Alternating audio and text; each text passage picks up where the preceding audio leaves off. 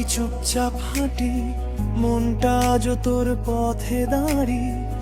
কারো কাছে বলি না কিছুই, ভাঙা শব্দ যেন থেমে যায়। তুই আর আমি দুটো নাম, একটা রয়ে গেল শুধু ব্যথার ঘর। চাই না আর কিছু, শুধু একটা প্রশ্ন, কেন গেলি এত চুপ করে?